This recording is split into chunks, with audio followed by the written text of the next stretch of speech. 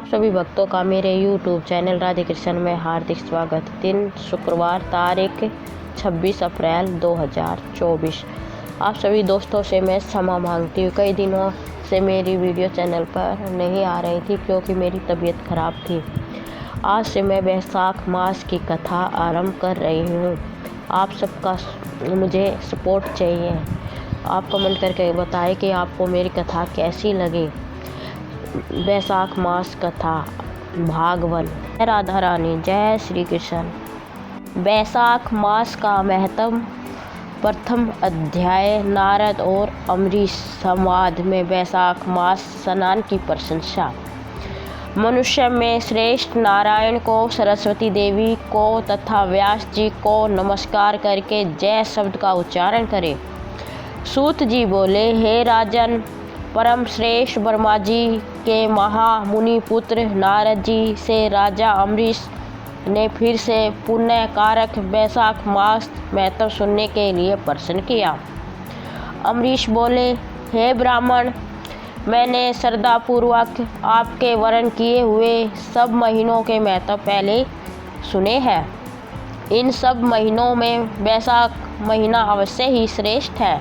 अतएव विस्तार पूर्वक वैशाख महत्व बताइए। इसे सुनने की मेरी बड़ी लालसा है।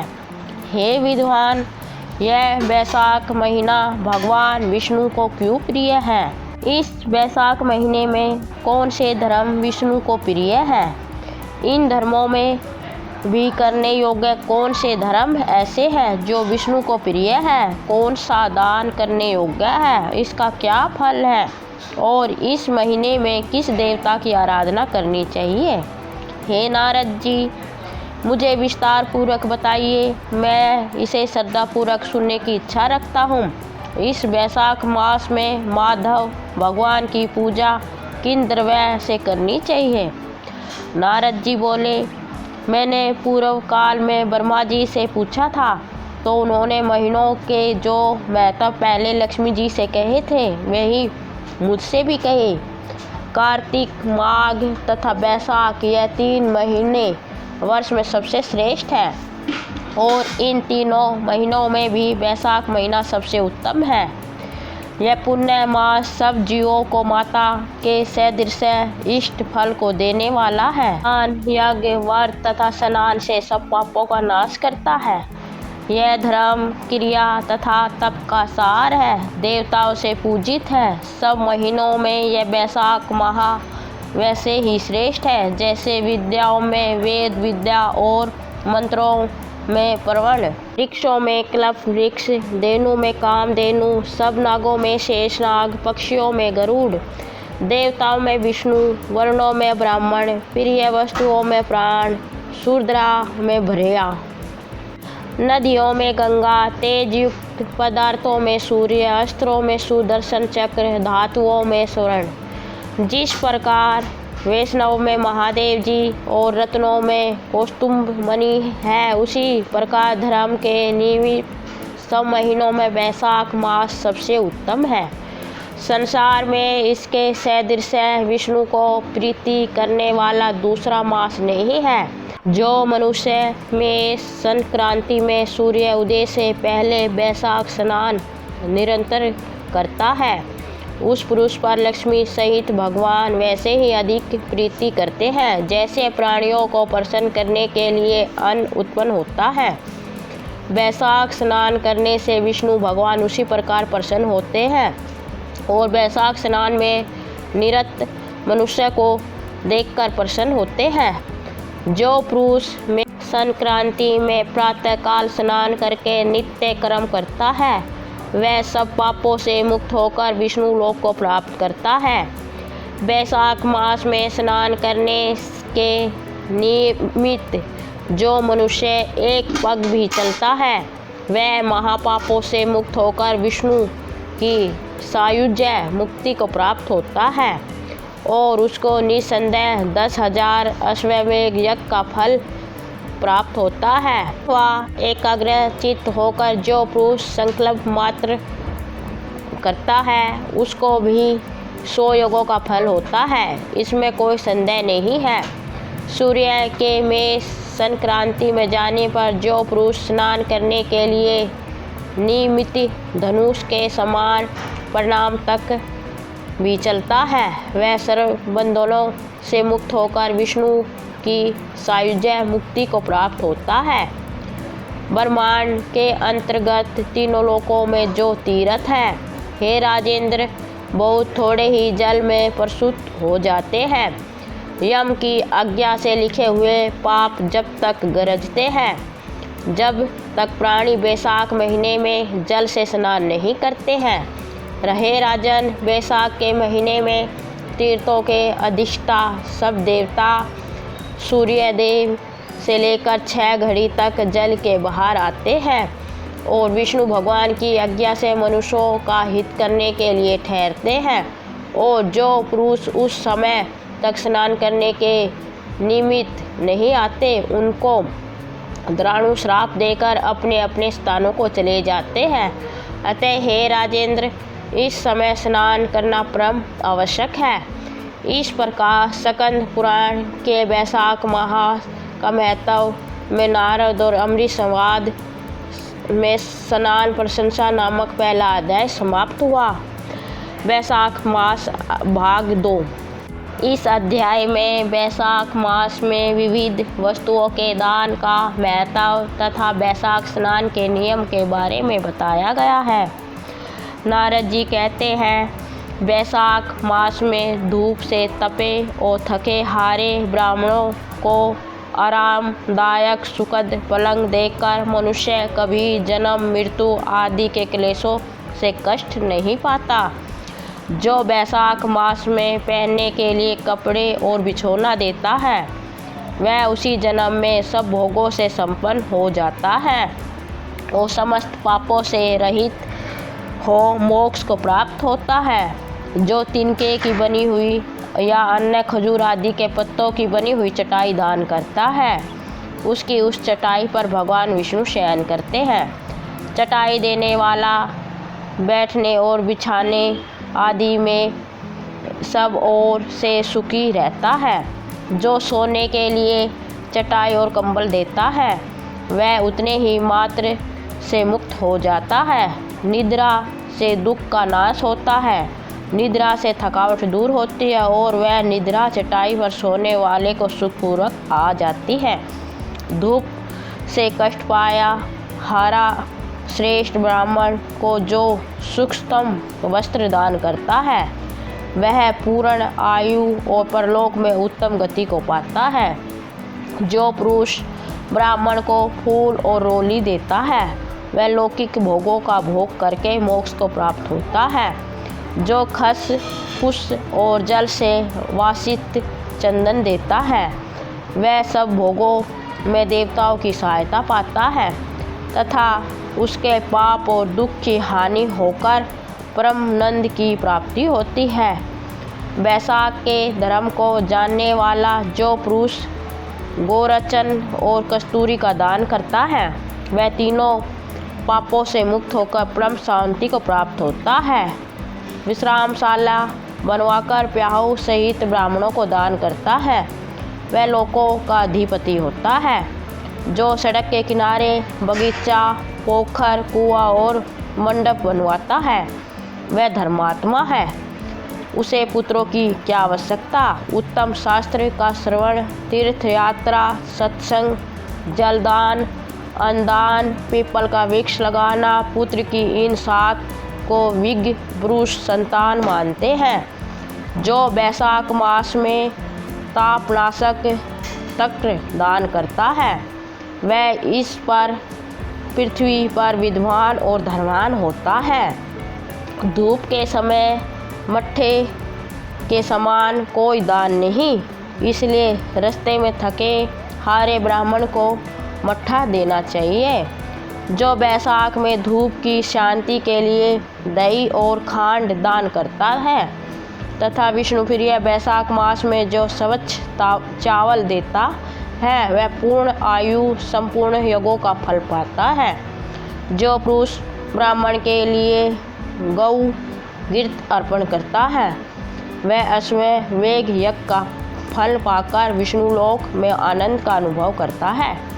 जो दिन के ताप की शांति के लिए सायंकाल में ब्राह्मण को उक्त दान करता है, उसको अक्षय पुण्य प्राप्त होता है। जो बैसाख मास में शाम को ब्राह्मण के लिए फल और शरबत देता है, उससे उसके पितरों को निश्चय ही अमृतपान का अवसर मिलता है।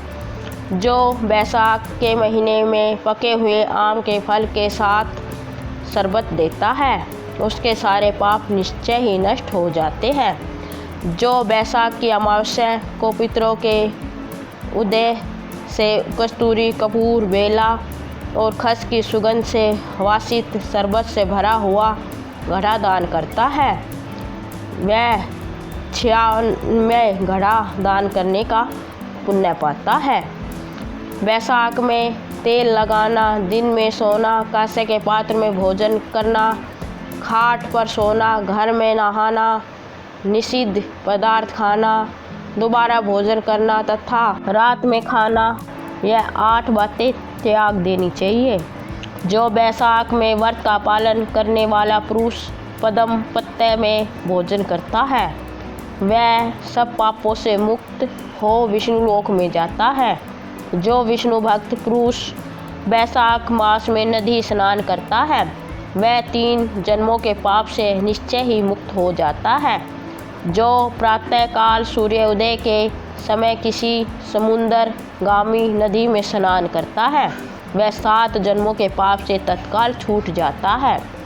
जो मनुष्य 7 गंगाओं में से किसी में उस काल में स्नान करता है, वह करोड़ों जन्मों में किए हुए पापों से निस्संदेह मुक्त हो जाता है। गंगा, गोदावरी, यमुना, सरस्वती, कावेरी, नर्मदा और वेणी, ये 7 गंगाएं कही गई है। बैसाख मास में आने पर जो प्रातःकाल बावलियों में स्नान करता है, उसके महापाप का नाश हो जाता है। कंद, मूल, फल, शाक, नमक, गुड़, बेर, पत्र, जल और तर्क जो भी बैसाख में दिया जाए, वह सब अक्षय हो जाता है। ब्रह्मा आदि देवता भी बिना दिए हुए कोई वस्तु नहीं पाते। जो दान से हीन है, वह निर्धन होता है। अतः सुख की इच्छा रखने वाले पुरुष को बैसाख मास में अवश्य दान करना चाहिए। सूर्योदय के मेष राशि में शिष्ट होने पर भगवान विष्णु के उद्देश्य से अवश्य प्रातःकाल स्नान करके भगवान विष्णु की पूजा करनी चाहिए। कोई महिरथ नामक एक राजा था, जो कामनाओं में आसक्त और अजितेंद्रिय था। वह केवल बैसाख स्नान के सुयोग्य में स्वस्थ वैकुंठ धाम को चला गया। बैसाख मास के देवता भगवान मधुसूदन है, अतः वह सफल मास है। बैसाख मास में भगवान की प्रार्थना का मंत्र इस प्रकार है। मधुसूदन, हे देवेश्वर माधव, मैं मेष राशि में सूर्य के शिष्ट होने पर बैसाख मास में प्रातः स्नान करूँगा। आप इसे निर्विघ्न पूरा कीजिए। सूर्य के मेष राशि में शिष्ट रहते हुए बैसाख मास में प्रातः स्नान के नियम में संकल्प होकर मैं आपको अर्घ देता हूँ। मधुसूदन इसे ग्रहण कर इस प्रकार अर्घ समर्पण करके स्नान करे। फिर वस्त्रों को पहनकर संध्या तर्पण आदि सब कर्मों को पूरा करके बैसाख मास में विकसित होने वाले पुष्पों से भगवान विष्णु की पूजा करें। उसके बाद बैसाख मास के महत्व को सूचित करने वाली भगवान विष्णु की कथा सुने। ऐसा करने से कोटि जन्मों के पापों से मुक्त होकर मनुष्य मोक्ष को प्राप्त होता है। यह शरीर अपने अधीन है, जल भी अपने अधीन ही है, साथ ही अपनी जीवा भी अपने ही वश में है। अतः इस स्वाधीन शरीर से स्वाधीन जल में स्नान करके स्वाधीन जीवा से हरि इन 2 अक्षरों का उच्चारण करें। जो बैसाख मास में तुलसी दल से भगवान विष्णु की पूजा करता है वह विष्णु की सायुज्य मुक्ति को पाता है। अतः अनेक प्रकार के भक्ति मार्ग से तथा भांति भांति के व्रतों द्वारा भगवान विष्णु की सेवा तथा उनके सगुण या निर्गुण स्वरूप का अन्य चित्त से ध्यान करना चाहिए। जय जय श्री हरि। इस प्रकार वैशाख मास अध्याय दूसरा समाप्त। वैशाख मास अध्याय भाग 3। जय जय श्री हरि। इस अध्याय में वैशाख मास में छत्रदान से हेमकांत का उद्धार। नारद जी कहते हैं, एक समय विदेराज जनक के घर दोपहर के समय शत्रुदेव नाम से विख्यात एक श्रेष्ठ मुनि पधारे जो वेदों के ज्ञाता थे।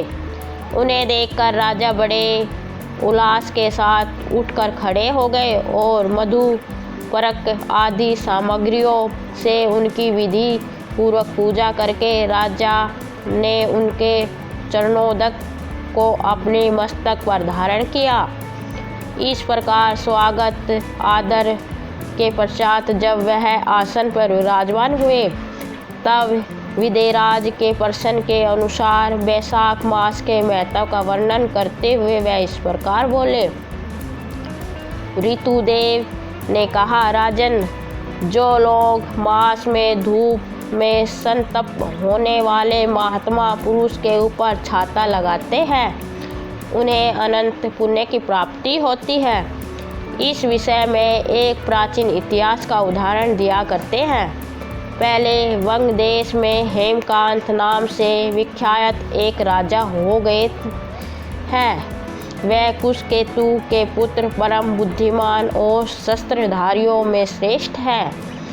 एक दिन वह शिकार खेलने में आसक्त होकर एक गहन वन में जा घुसे। वहाँ अनेक प्रकार के मृग और वराह आदि जंतुओं को मारकर जब वह बहुत थक गए तब दोपहर के समय मुनियों के आश्रम में आए। उस समय आश्रम पर उत्तम व्रत का पालन करने वाले शरत ऋषि नाम वाले ऋषि समाधि लगाए बैठे थे, जिन्हें बाहर के कार्यों का कुछ भी भान नहीं होता था। उन्हें निश्चल बैठे देख राजा को बड़ा क्रोध हुआ और उन्होंने उन महात्माओं को मार डालने का निश्चय किया। तब उन ऋषियों के 10,000 शिष्यों ने राजा को मना करते हुए कहा, ओ मंद बुद्धि वाले नरेश, हमारे गुरु लोग इस समय समाधि में शिष्ट हैं। बाहर कहाँ क्या हो रहा है इसको ये नहीं जानते, इसलिए इन पर तुम्हें क्रोध नहीं करना चाहिए। तब राजा ने क्रोध से विह्वल होकर शिष्यों से कहा, दिवज कुमारों, मैं मार्ग में थका मंदा आया हूँ, अतः तुम ही लोग मेरा आतिथ्य करो। राजा के ऐसा कहने पर वह शिष्य बोले, हम लोग भिक्षा मांगकर खाने वाले हैं। गुरुजनों ने हमें किसी के आतिथ्य के लिए आज्ञा नहीं दी है। हम सर्वथा गुरु के अधीन हैं, अतः तुम्हारा आतिथ्य कैसे कर सकते हैं।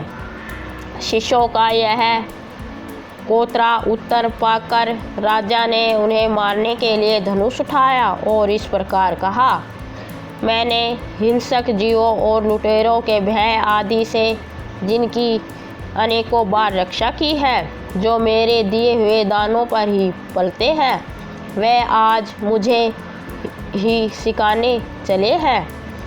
यह मुझे नहीं जानते, यह सभी कृतज्ञ और बड़े अभिमानी हैं।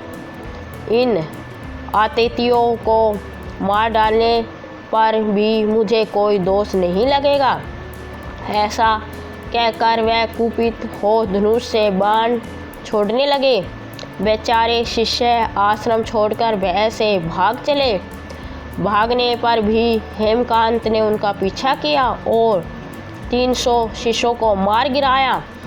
शिष्यों के भाग जाने पर आश्रम में जो कुछ सामग्री थी उसे राजा के सैनिकों ने लूट लिया। राजा के अनुमोदन से ही उन्होंने वहाँ इच्छा अनुसार भोजन किया। तत्पश्चात दिन बीतते बीतते राजा सेना के साथ अपनी पुरी में आ गए।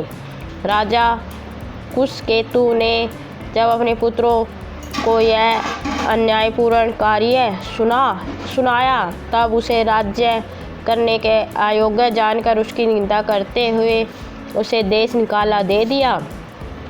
पिता के त्याग देने पर हेमकांत घने वन में चला गया। वहाँ उसने बहुत वर्षों तक निवास किया। ब्रह्महत्या उसका सदा पीछा करती रहती थी, इसलिए वह कहीं भी स्थिरता पूर्वक रह नहीं पाता था। इस प्रकार उस दुष्ट आत्मा के 28 वर्ष व्यतीत हो गए। एक दिन वैशाख मास में जब दोपहर का समय हो रहा था, महामुनि तीर्थ यात्रा के प्रसंग से उस वन में आए। वह धूप से अत्यंत संताप और तृषा से बहुत पीड़ित थे, इसलिए किसी वृक्ष विहीन प्रदेश में मूर्छित होकर गिर पड़े। देवयोग से हेमकांत उधर आ निकला। उसने मुनि को प्यास से पीड़ित, मूर्छित और थका मांदा देखकर उन पर बड़ी दया की। उसने पलाश के पत्तों से छत्र बनाकर उसके ऊपर आती हुई धूप का निवारण किया। वह स्वयं मुनि के मस्तक पर छाता लगाए खड़ा हुआ और तुम्बी में रखा हुआ जल उनके मुंह में डाला। उस उपचार से मुनि को चेत हो आया। उन्होंने क्षत्रिय को दिए हुए पत्ते के छाते को लेकर अपनी व्याकुलता दूर की। उनकी इंद्रियों में कुछ शक्ति आई और वह धीरे धीरे किसी गांव में पहुंच गए।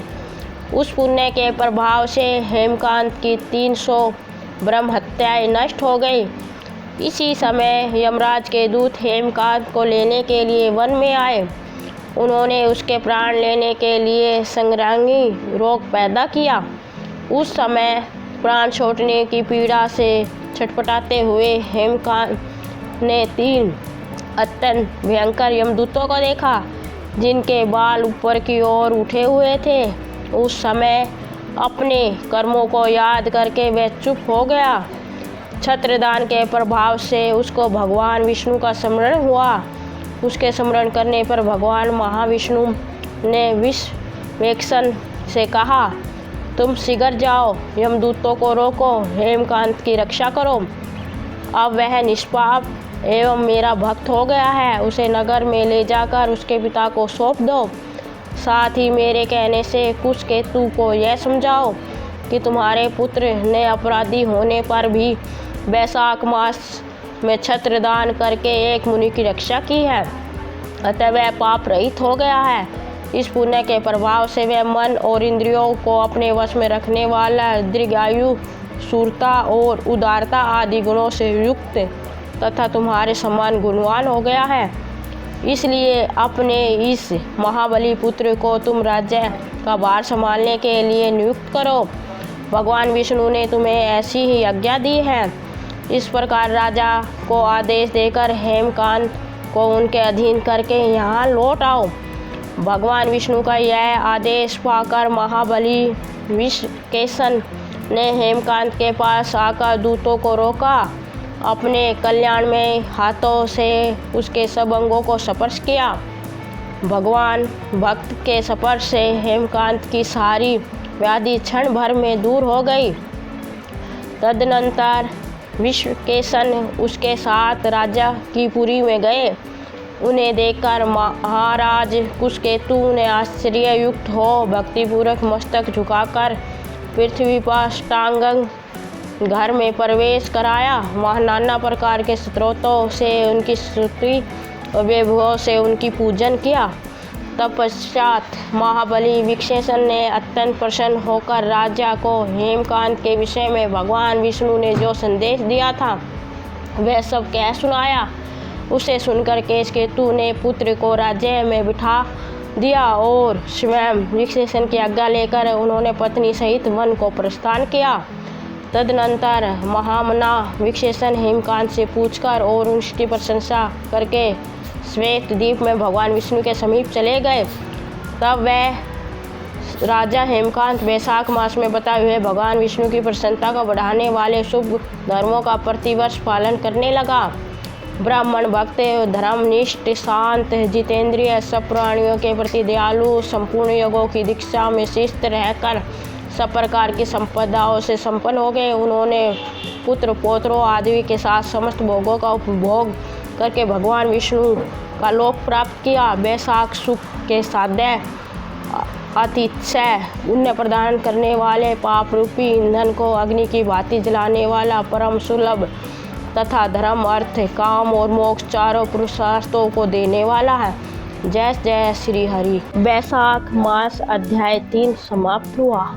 जय जय श्री हरि। आपको मेरा वीडियो कैसा लगा कमेंट बॉक्स में अवश्य बताएं। मेरे वीडियो को लाइक, शेयर और चैनल को सब्सक्राइब करें। धन्यवाद। जय जय श्री हरि।